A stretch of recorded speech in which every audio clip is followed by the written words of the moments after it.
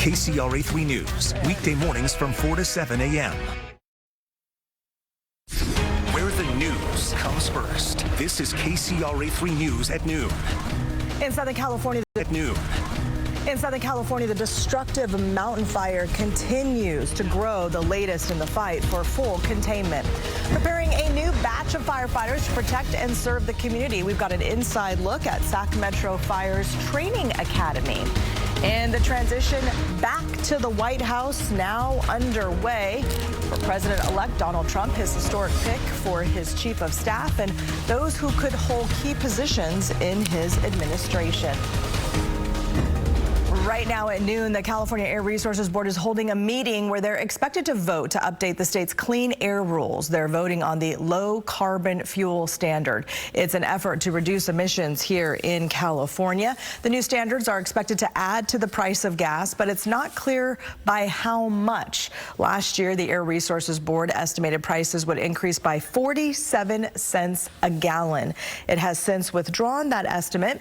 The board is meeting right now in Southern California, and our KCRA 3 Capital correspondent Ashley Zavala is following the meeting for us. She'll have the very latest coming up when they have their vote later on today, and that will have the latest on the KCRA 3 News at 4.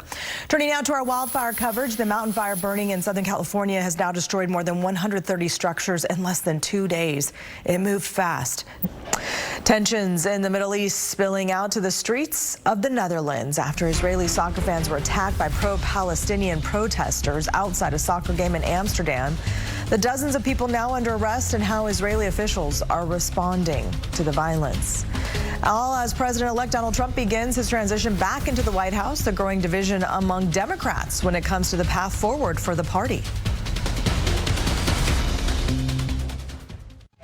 Access Hollywood, weeknights at 7:30 on KCRA 3.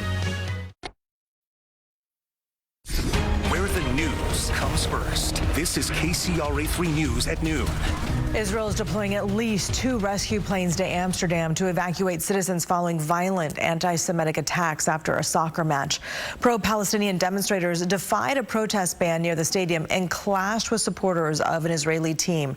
Ralph Sanchez has the newest information for us from Tel Aviv. So funny.